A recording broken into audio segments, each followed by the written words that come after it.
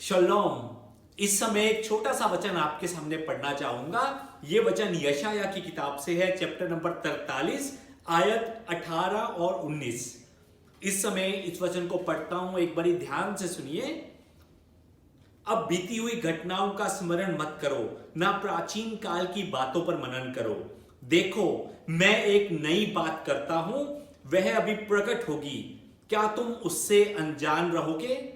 मैं जंगल में एक मार्ग बनाऊंगा और निर्जल देश में नदियां बहाऊंगा। आमेन। सबको जय मसीह की। 2020 के अब कुछ ही पल बाकी हैं और हम सब एक नए साल को अपनाने के लिए जा रहे हैं। 2020 हम सबके लिए एक मुश्किल से भरा साल रहा था और इस कोरोना वायरस ने हमारी हालत उस परिंदे की तरह कर दी थी जिसे किसी शिकारी ने घायल कर दिया हो, या फिर उस परिंदे की तरह जिसके दोनों पर काटकर जमीन में रख दिया हो। हम सब अपनी अपनी मुश्किल में अपने अपने हिसाब से किसी ना किसी मुसीबत का सामना कर रहे हैं। अब 2021 में प्रवेश करने से पहले एक पंक्ति आपको सुनाना चाहता हूं। मैं कल किताब पढ़ रहा था, किताब में वो पंक्ति बहुत ज्यादा मेरे मन को भा गई, वो इस समय आपको बांटना चाहता हूं।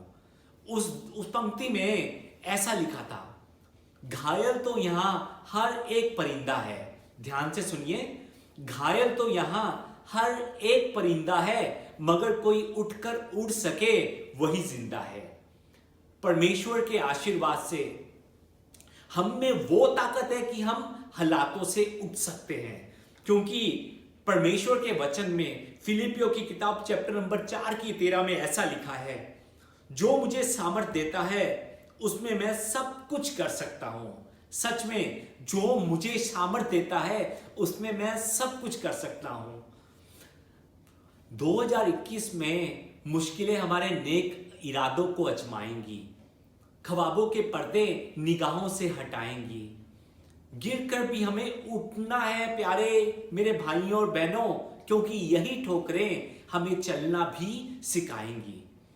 मैं जानता हूं कि हम सब थक चुके हैं, इसलिए हम थोड़ा सा आराम करेंगे लेकिन झुकेंगे नहीं।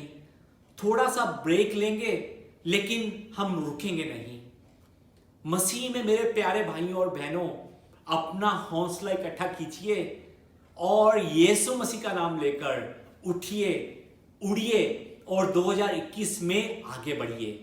क्योंकि यिर्मयाह की किताब चैप्टर नंबर 29 की 11 के अंदर हमारे प्रभु के वचन हमसे ये कहते हैं कि जो कल्पनाएं मैं तुम्हारे विषय में करता हूं, मैं उन्हें जानता हूं कि वे हानि की नहीं वरन कुशल की हैं। 2021 में परमेश्वर का नाम लेते लेते साथ में एक दूसरे का भी साथ दीजिए, एक दूसरे के लिए प्रार्थना कीजिए, एक दूसरे की मदद कीजिए। क्योंकि जो सुख में साथ देते हैं वो रिश्ते होते हैं, पर जो दुख में साथ देते हैं वो फरिश्ते होते हैं। मेरी आप सबके लिए प्रार्थना है कि 2021 में आप सब तरक्की पाएं।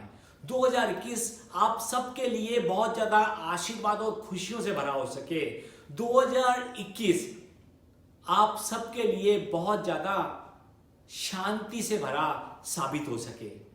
आप सबको नए साल की बहुत बहुत मुबारकें हो। जय मसीह की।